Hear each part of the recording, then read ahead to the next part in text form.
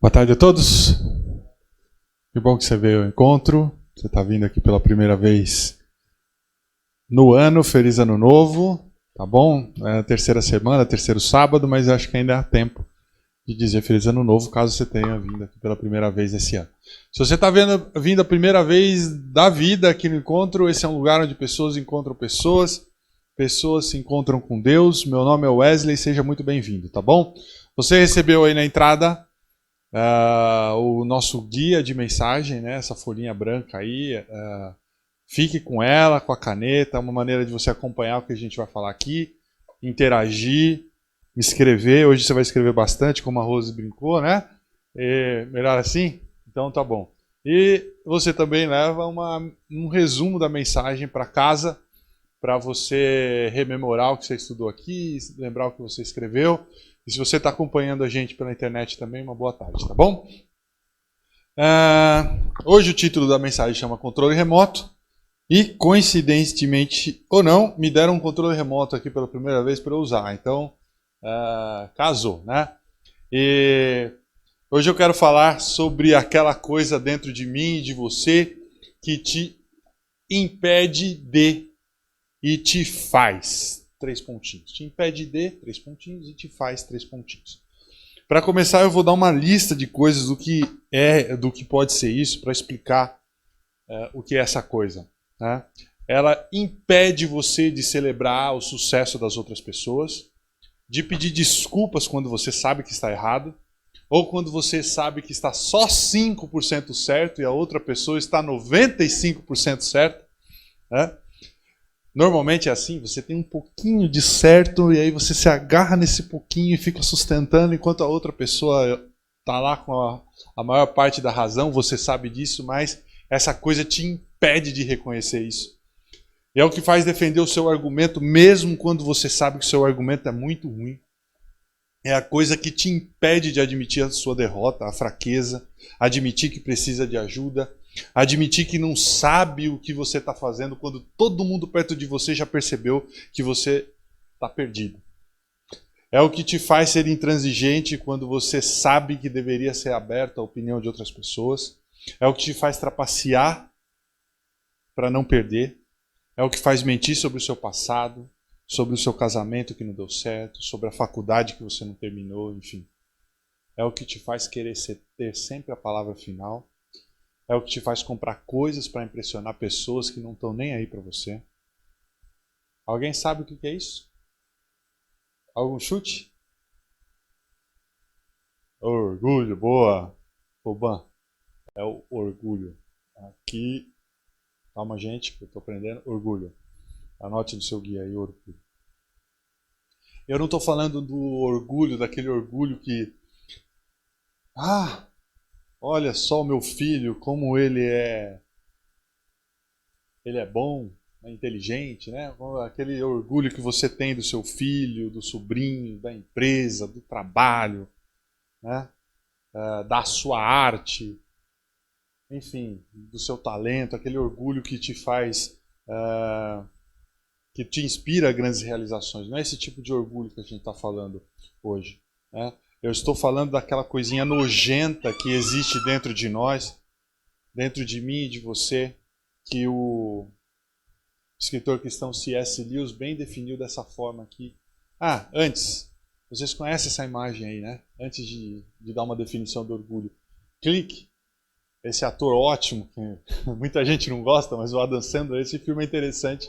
Fica como dica aqui cultural do encontro. Sábado à noite com pipoca. Controle remoto. Ele tem um controle que controla a vida dele.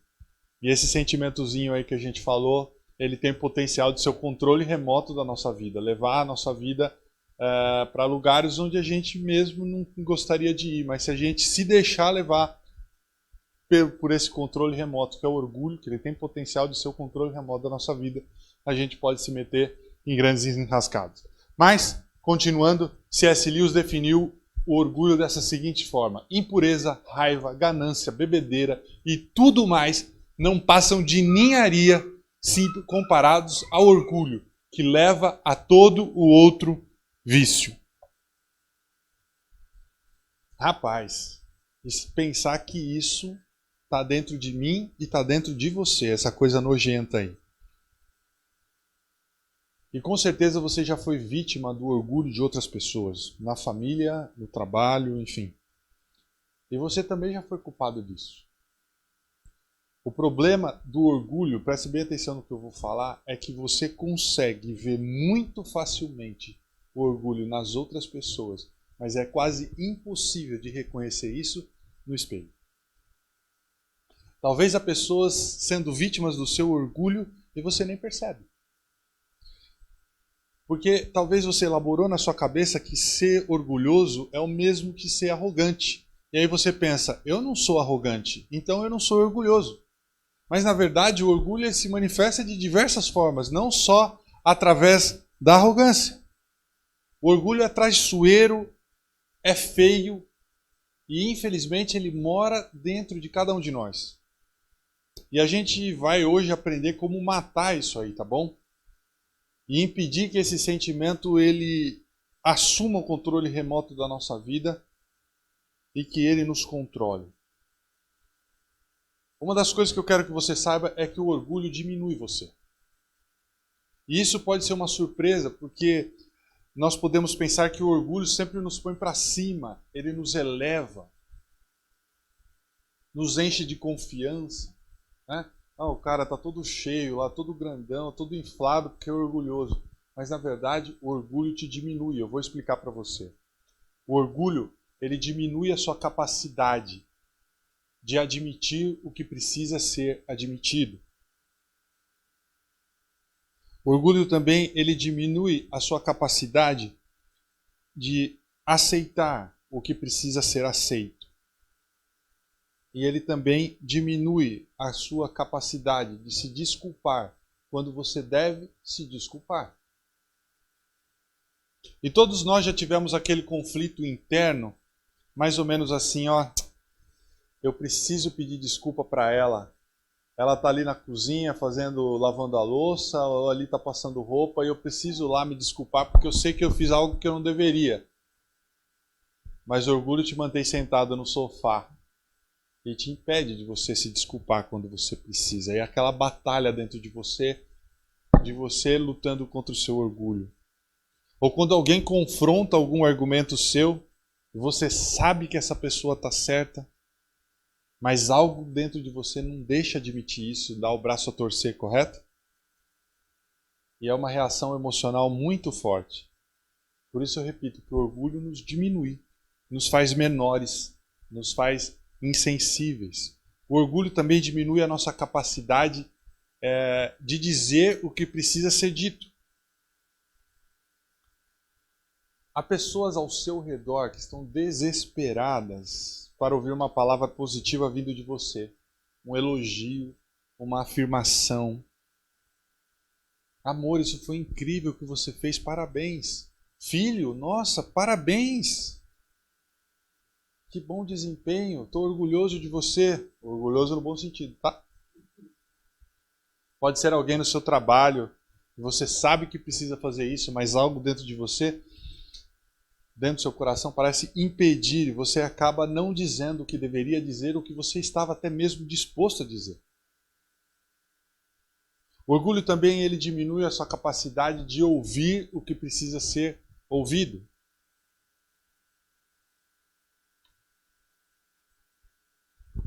Mas como assim, Wesley? Ouvir é um sentido dos meus sentidos, eu escuto muito bem, mas sabe por que ele te diminui a sua capacidade de ouvir? Porque há pessoas perto de você querendo se aproximar de você para falar alguma coisa com você, mas elas simplesmente não conseguem perfurar a barreira que você criou por conta do seu orgulho. E mais uma coisa, o orgulho também ele impede você de dar aquilo que precisa ser dado. E quando eu digo que impede, é porque impede mesmo.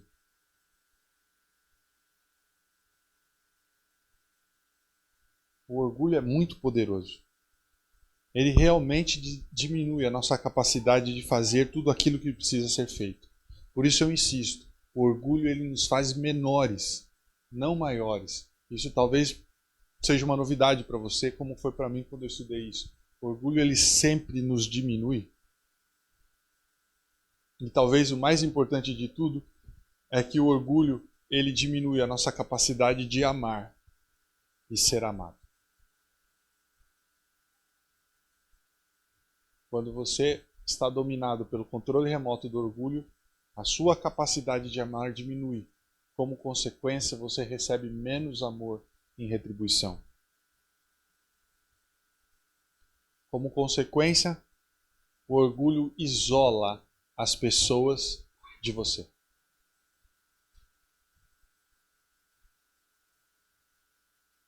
Quando você está cheio de você, não há lugar para mais ninguém. E sabe o que é pior disso tudo? Você nem percebeu o que está acontecendo. Porque, como eu disse, o orgulho é quase impossível de ser reconhecido no espelho. E aí você está diminuindo, se isolando, deixando de ser amado, e nem percebeu. Na sua família, no seu trabalho, tem pessoas que se sentem sempre pressionadas contra paredes, calculando palavras para falar com você, pisando em ovos, com medo de que você as ignore ou seja agressivo. As pessoas ficam com medo de que você talvez crie uma barreira ainda maior que exista entre vocês e perca a única conexão que existe. Estão sofrendo por conta do seu orgulho e você nem percebe. Porque o orgulho, ele prioriza, não prioriza mais ninguém além de você. E mais do que isso, o orgulho também ele tem o potencial de isolar Deus. Grifa, sublinha, circule isso no seu guia. O orgulho também tem o potencial de isolar Deus. O primeiro texto da Bíblia que eu quero ler com vocês hoje está no livro de Salmo, capítulo 10. E Davi está falando sobre orgulho. E olha só como ele descreve o orgulho.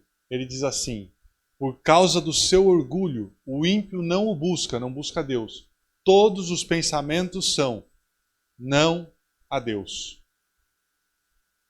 Então, queridos, o orgulho, além de isolar você das outras pessoas, ele tem potencial de você isolar a Deus.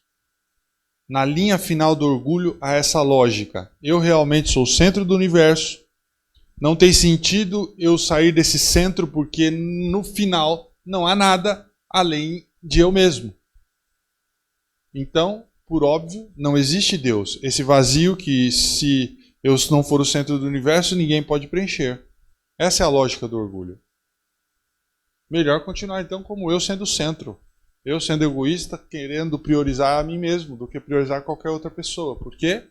O orgulho diz, você é o cara. Você é o centro do universo. O orgulho, queridos, tem potencial, inclusive, de isolar Deus de você. Isso toca numa ideia que eu quero que você saiba e anote também no seu guia de mensagem aí. O seu orgulho e não o seu intelecto está te mantendo afastado de Deus. O seu orgulho e não o seu intelecto está te mantendo afastado de Deus. Isso pode parecer contraditório, o que eu vou dizer. Porque talvez aqui não seja o melhor lugar para dizer isso, porque nós estamos aqui, um lugar onde encontro pessoas e um lugar onde encontro Deus. Presume-se então que todo mundo que está aqui acredita em Deus, tem fé e tudo mais, certo? Só que ocorre um fenômeno crescente nas igrejas hoje de, talvez eu poderia dizer, cristãos ateus. Pessoas que possuem uma tradição religiosa, cresceram na igreja, numa denominação cristã, mas no fundo, lá no fundo, se for ver mesmo, não acredita mais em Deus. Perderam aquela fé da infância, não acreditam mais nas histórias da Bíblia, no relato da criação. E pode ser que você tenha evitado acreditar na ideia e no conceito de Deus, achando que, olha, eu estudei muito, meu intelecto cresceu e E essas coisas que eu aprendi na infância hoje parece que não fazem mais sentido. E às vezes você se convence que por ter estudado muito, olha, minha titulação acadêmica e tudo mais, por você ser inteligente, ser bem informado, isso impede de acreditar numa divindade ou na existência de Deus. Mas eu quero dizer que isso não tem nada a ver com o quanto você estudou. Isso tem a ver com o seu orgulho. Não se trata de quão inteligente você é, mas sim de quão orgulhoso você é. Eu, de modo algum, estou desmerecendo e confrontando os seus argumentos, talvez, para não acreditar em Deus, se você se enquadra nessa categoria aqui de ateu. A maioria das pessoas que dizem não acreditar em Deus, elas têm suas razões para desacreditar. E tem seus argumentos e tudo mais. Aliás, para ser franco, se saíssemos eu e um ateu convicto, e eu me considero um cara argumentativo, talvez eu não tivesse resposta para todos os questionamentos que um ateu fizesse. Porque para acreditar em Deus, além de todas as evidências que Deus deixou para nós, existe também a questão da fé envolvida. E se fosse só no argumento, talvez eu seria desconstruído por um ateu. Mas o ponto que eu quero chegar é que se, além de você se afastar de Deus por meio do intelecto, você também estiver se afastando das pessoas que você ama, você tem um problema de orgulho e não de intelecto. Conseguiram entender? Outro dia eu fui tomar café da manhã, eu, a Érica e a Alissa. Já tem um tempinho essa história. Era numa casa de café, um boulangerie, não sei o nome, a gente já estava tomando um brunch ali, isso era bem novinho, passava do meio-dia isso aí, estávamos numa mesa, sentado do lado tinha um casal e mais uma moça. E a gente tá ali conversando e tal, de repente a gente começa a prestar atenção na conversa da mesa do lado. Não me julgue que você já fez isso, tá?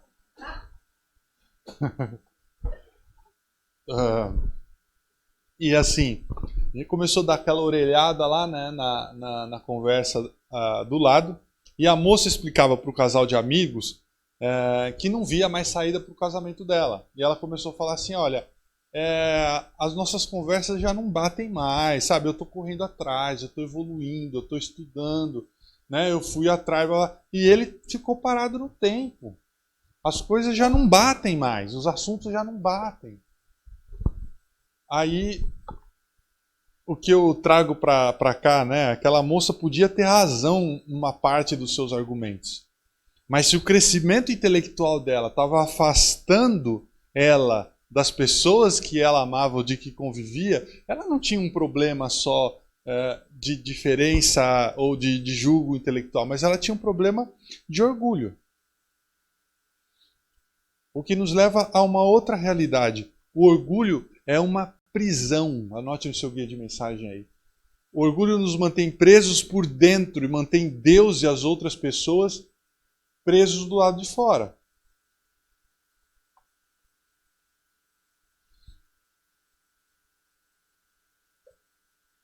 Mas ninguém escolhe isso propositadamente, tá?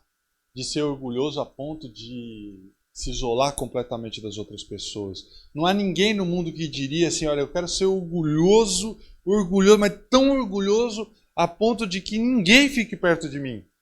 E que eu não fique perto de ninguém. Tem gente que gosta de ficar sozinho, mas é por outras razões.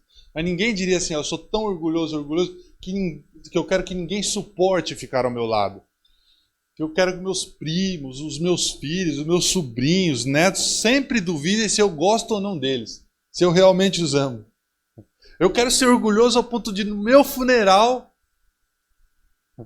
não ir ninguém. Ou se for, ficarem lá conversando. Será que ele amou a gente mesmo algum dia? Já pensou seus filhos conversando assim? Será que ele gostava da gente, sim ou não? Ninguém quer isso. Por isso a gente está falando aqui como destruir o orgulho. Não deixar que ele tome o controle remoto da nossa vida. Eu vou falar algo que talvez vocês não saibam, mas o convite para seguir a Jesus é também um convite para deixar de seguir o orgulho. Note no seu guia de mensagem aí, seguir a Jesus é igual a deixar o orgulho. Wesley, só que você esqueceu um detalhe. Eu não acredito em Jesus, lembra? Eu sou um cristão ateu, eu venho na igreja só porque eu venho encontrar meus amigos, eu venho na igreja porque eu cresci na igreja, estou acostumado a vir, mas lá no fundo eu não acredito em Jesus, você lembra? Então como eu vou seguir a Jesus e deixar o orgulho? Isso para mim não funciona. Eu vou te dizer uma coisa. Você pode começar a seguir a Jesus mesmo sem acreditar no que a maioria das pessoas ou cristãos acredita sobre Jesus. Eu, cristão, acredito que Jesus é o Filho de Deus. Mas se você não acredita, saiba que você pode começar a seguir a Jesus independente disso. Sabe por quê? Porque os primeiros seguidores de Jesus, eles começaram a seguir a Jesus muito antes de chegarem à conclusão de que Jesus era o Filho de Deus. E alguns dos seguidores de Jesus morreram sem ter chegado a essa conclusão. Logo, você também pode começar a seguir os ensinamentos de Jesus antes mesmo de ter uma compreensão de que Jesus é uma divindade, de que é o Filho de Deus. Isso é impressionante porque Jesus viveu e ensinou uma verdade totalmente irrefutável, radical, nova, surpreendente de humildade, que bate de frente com orgulho. E isso é aplicável e útil para você, independente se você acredita em Jesus ou não, se você acredita na igreja sim ou não, independente de quem você acha que Jesus é ou foi. Jesus veio ao mundo para viver e ele vivia num contexto religioso e político muito forte. As pessoas importantes eram vistas como pessoas abençoadas por Deus, pessoas privilegiadas por Deus. Ao contrário, aquelas pessoas pobres, as pessoas que sofriam, as que tinham doença, é que Deus estava punindo elas. E se coisas ruins acontecessem com você, era porque você era uma pessoa ruim e todo mundo sabia disso. Aí surge Jesus e falou, não, essa lógica está toda errada. Deixa eu redefinir o que é grandeza para vocês. Grandeza é determinada não quantas pessoas você tem servindo você, mas quantas pessoas você serve. E aí Jesus falou, é melhor dar do que receber, é melhor servir do que ser servido.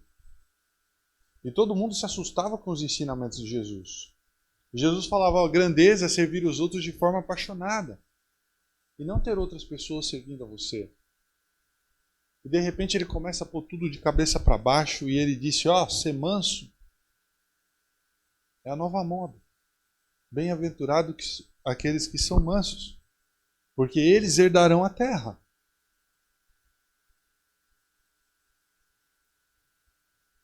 O que ele queria dizer é que existe uma herança além dessa vida, para aquele que for manso, não orgulhoso. E infelizmente a gente não vê ninguém por aí com um adesivo no carro dizendo, lembre-se de ser manso. Porque manso não é uma característica valorizada nos nossos dias. Ser manso não era uma coisa boa naquela época. Também não é hoje. Aos olhos da sociedade, da nossa cultura. Mas Jesus disse, olha, os mansos vão dar a terra. Jesus foi além. E você talvez já ouviu essa história milhares de vezes se você cresceu na igreja. Mas a gente não consegue ter a dimensão real, correta da emoção, do impacto dessa cena. No final do ministério de Jesus, e ele era considerado um rabi ou um mestre da lei, uma pessoa importante, portanto, ele começa a lavar os pés dos discípulos. Alguns já tinham a compreensão de que ele era o Messias, o Filho de Deus. E com aquelas mãos que ele havia curado tantas pessoas, ressuscitado mortos, curado leprosos, e Jesus mesmo assim, ele lavou os pés dos discípulos, um ato de extrema humildade.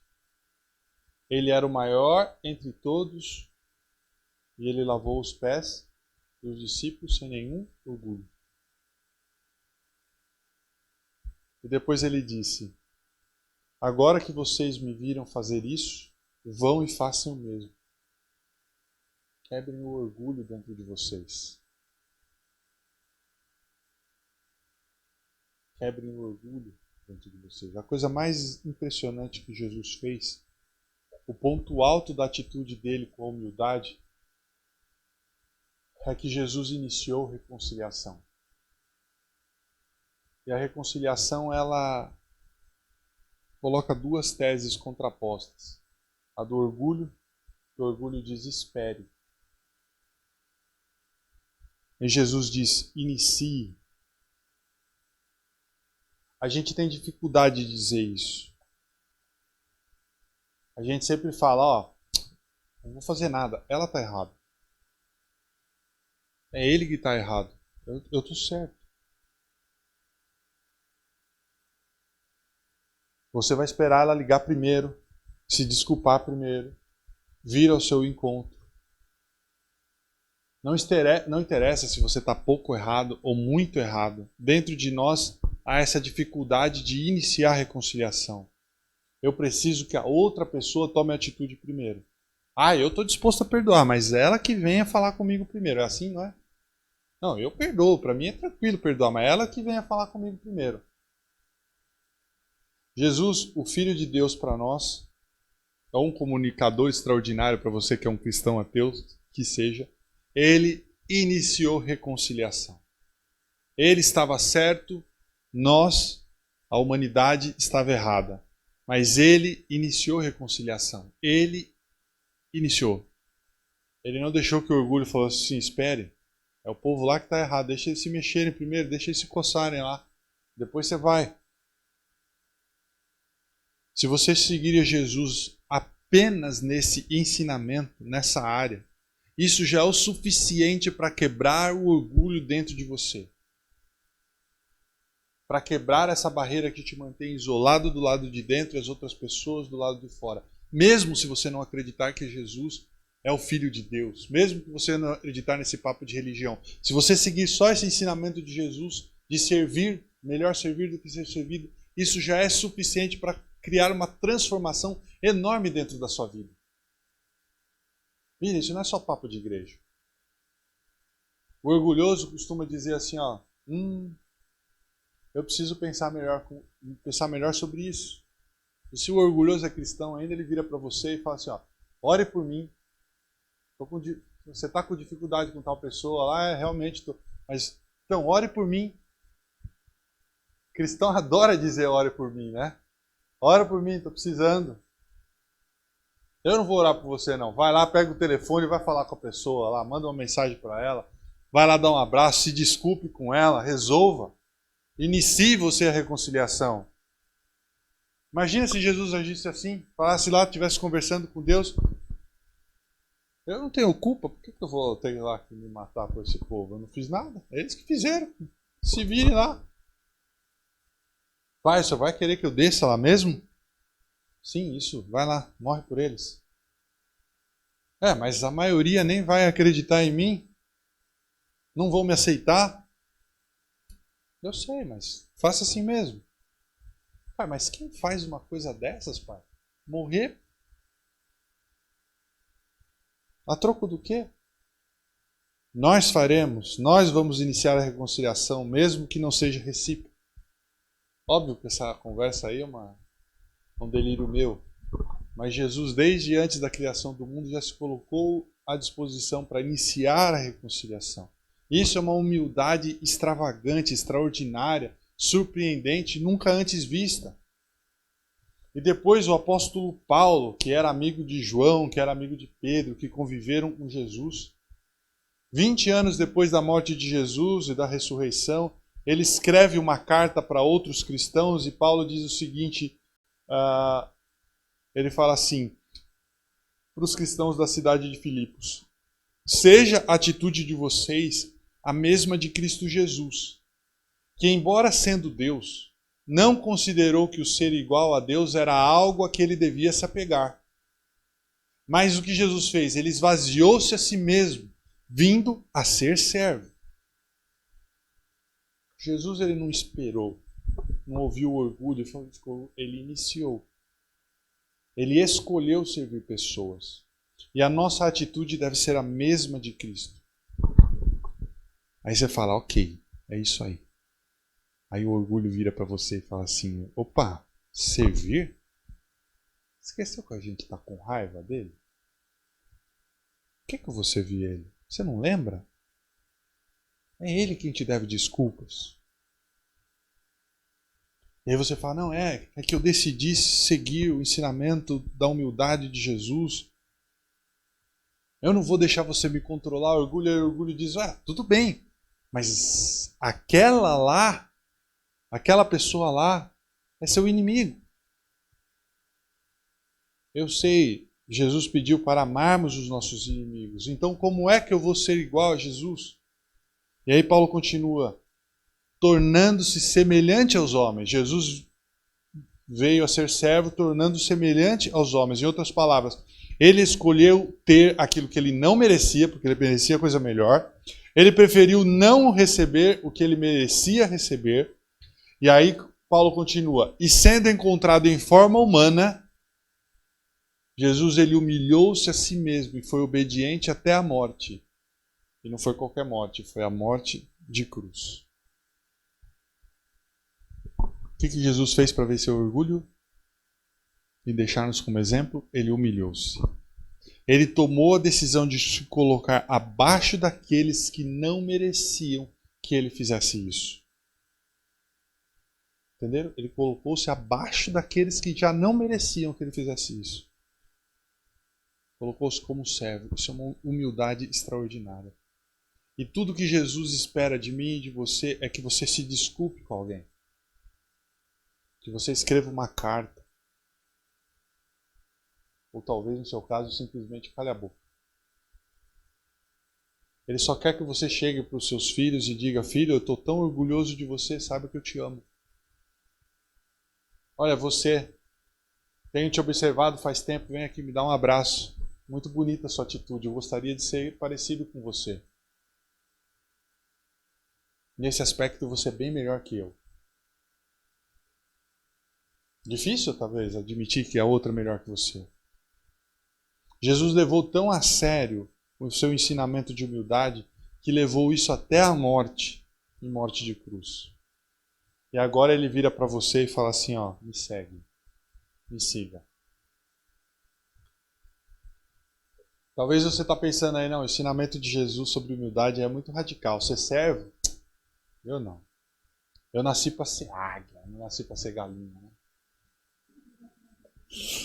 Eu conduzo, não sou para ser conduzido. Meu sonho é deitar numa rede e ser servido lá, ter o eunuco abanando para mim, enfim. Jesus sabia que se o ensinamento dele não fosse tão radical a ponto de falar, me segue, mesmo que isso custe a sua vida. Ele sabia que se o ensinamento dele não fosse tão radical com essa questão do orgulho, o orgulho venceria. Porque o orgulho vai vencer se você não for radical. O orgulho é uma emoção muito, muito, muito forte e ele tem o poder de controlar você pela emoção. Independente de quão inteligente você seja. As suas emoções mandam uma mensagem para o cérebro assim, ó, cérebro, acha uma razão para eu não precisar me desculpar, porque pedir desculpas não é algo confortável. E aí o cérebro então começa o orgulho raciocinar desculpas e a sua emoção diz, obrigado cérebro, isso não ia ser bom mesmo pedir desculpas. Eu precisava de todas essas razões que você elaborou aí, racionalizou, para eu continuar com o meu jeito orgulhoso de ser, para justificar esses meus sentimentos ruins e não precisar me desculpar. Só que Jesus chega lá e diz, me dá o controle remoto. Deixa eu controlar isso aí. Vamos lá, me dê o controle remoto. É sério mesmo que você quer que o orgulho continue tomando conta da sua vida? É sério que você quer que o orgulho continue controlando o seu casamento? Os seus outros relacionamentos? O orgulho não é seu mestre. Ele não precisa ser o seu mestre. E Jesus pede, me dê o controle remoto. Jesus ele pede que a gente seja extremamente humilde. Radicalmente humildes. Se não for assim, o orgulho continuará controlando a nossa vida. E para terminar, eu quero responder com você 3 perguntas para a gente refletir. Na verdade, eu vou te dar 3 perguntas para refletir. Eu não vou respondê-las, né? A primeira, anote no seu guia de mensagem aí, é como o orgulho se manifesta em você. Isso aí é lição de casa, tá? Mas se você não sabe como o orgulho se manifesta, eu tenho uma dica para te dar. Se você acha, eu não sou nem orgulhoso, então, será? Faz esse teste aí. Eu recomendaria que quando você fosse para casa durante o jantar, quer dizer, depois do jantar, para não estragar o jantar, você pergunte para sua esposa, para o seu esposo, para o seu pai, para sua mãe, enfim, quem estiver com você, amigos, filhos. Eu sei que você não vai fazer isso, isso é coisa que a gente só fala, mas ninguém faz. Mas, pergunta, como é que você acha que o orgulho se manifesta em mim? Se tiver mais gente, eles vão ficar sempre olhando assim, não olhando para você. Fala, e agora? A gente conta? Eu me lembro da época que eu estava na 6ª série.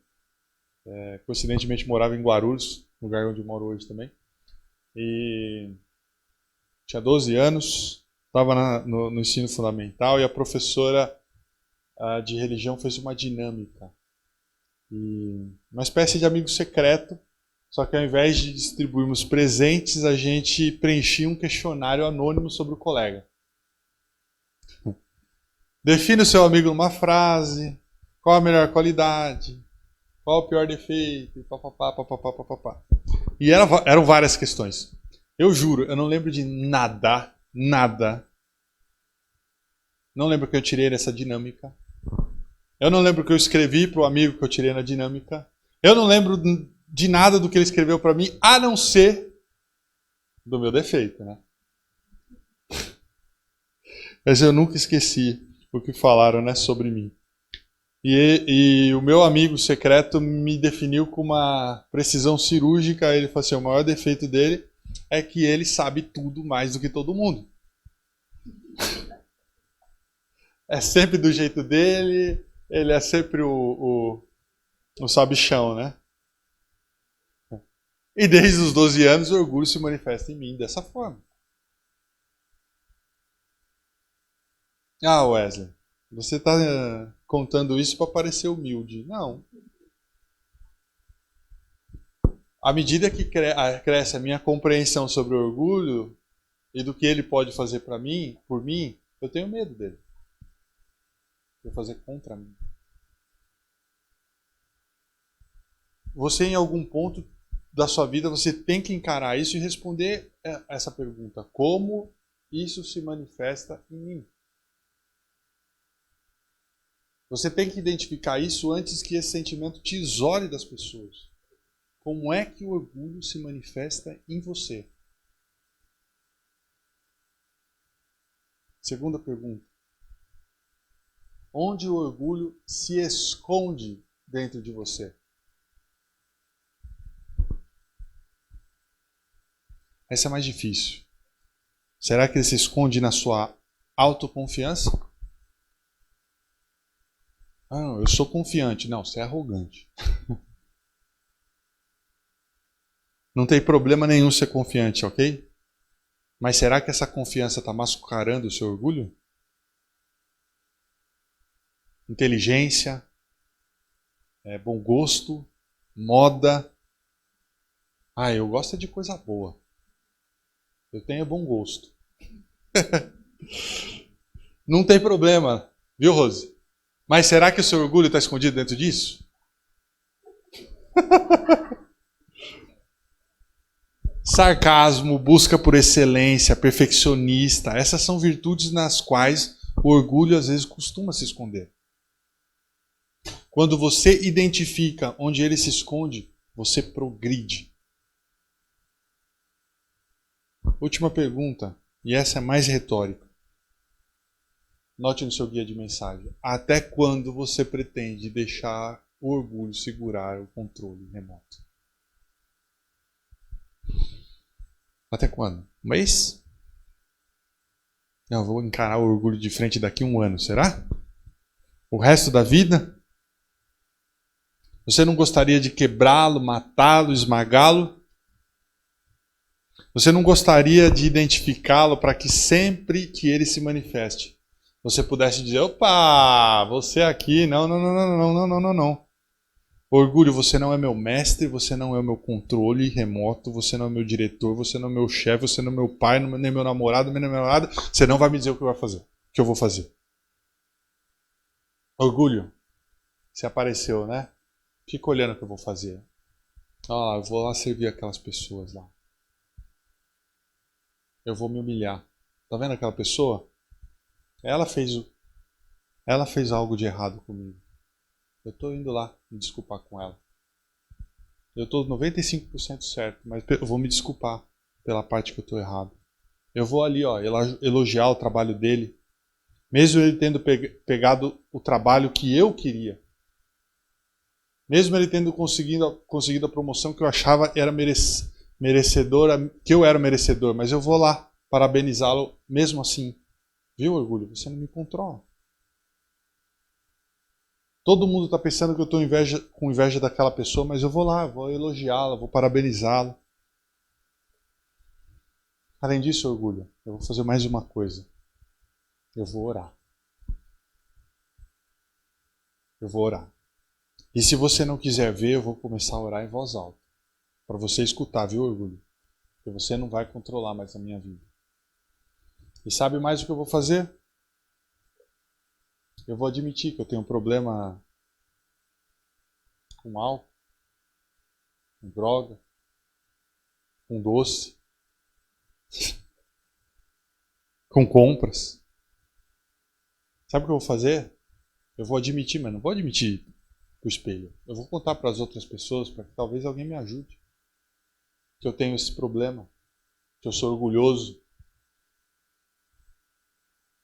Lute contra o orgulho. Até quando você pretende deixar o orgulho segurar o controle remoto? Orgulho, por muitos anos você tem sussurrado de que eu posso aguentar sozinho. Imagine se as outras pessoas souberem o que vai ser de você. Então continue orgulhoso com essa casca. Estou cansado disso, orgulho.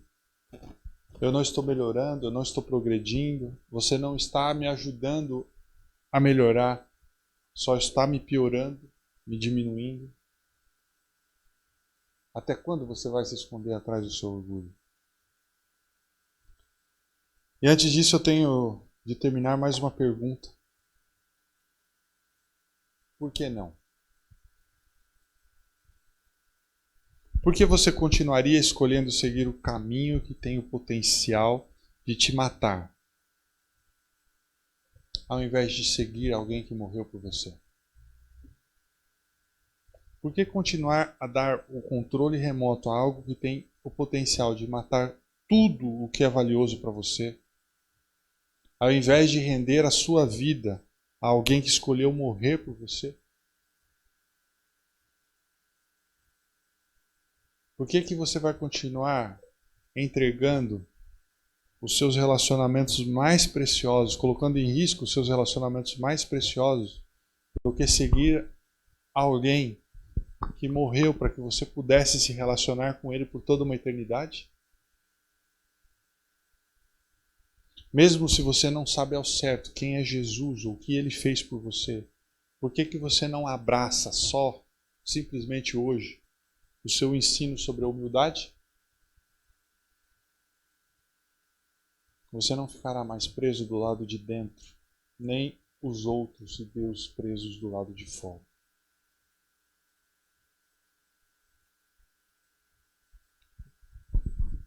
Como eu disse há pouco, eu não quero convencer hoje você de que Jesus é o Filho de Deus e que o sacrifício dele nos dá uma segunda chance.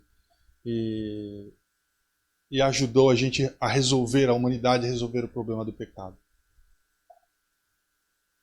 Porque talvez você esteja vivendo um conflito interno de cristão ateu.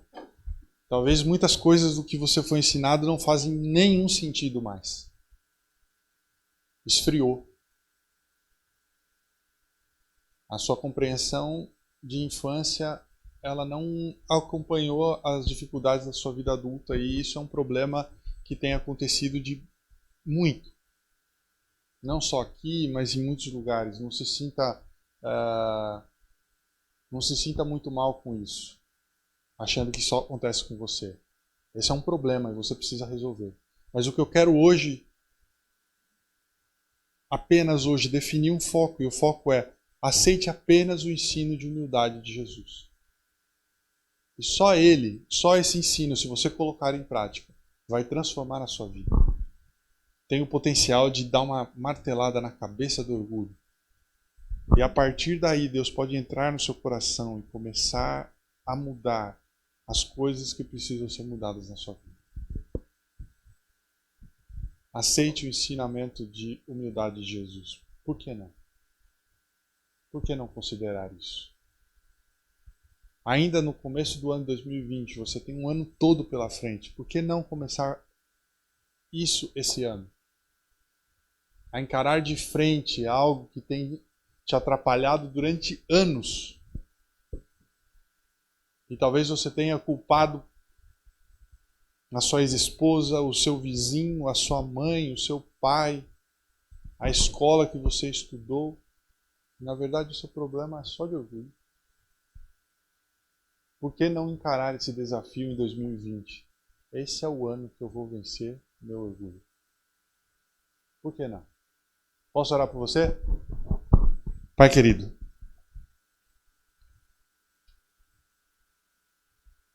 por muito tempo nós temos talvez entregado o controle da nossa vida a esse sentimento nefasto que vive dentro do nosso coração, que é o orgulho. Mas hoje aprendemos sobre o ensinamento radical da humildade ensinado por Jesus. E estamos desafiados a colocá-lo em prática na nossa vida. Senhor, aniquile esse sentimento dentro do nosso coração antes que ele acabe com a nossa vida, antes que ele afaste pessoas que amamos de nós, antes que ele nos isole de um relacionamento próximo contigo. Que ainda estamos nas primeiras semanas desse ano. Que essa seja uma meta a ser vencida, uma etapa a ser cumprida na nossa vida. E que possamos, enfim, viver o exemplo de Jesus, da humildade de Jesus, servindo as outras pessoas. Senhor, se existe alguma pessoa que nós precisamos procurar essa semana, talvez pedir perdão, talvez fazer um elogio, talvez dar um abraço, que o Senhor nos dê a força necessária para iniciar, para fazer o que precisa ser feito e dizer o que precisa ser dito. Não é fácil, Senhor, mas a gente conta com o Teu poder. E tudo isso a gente pede nos méritos de Cristo. Amém.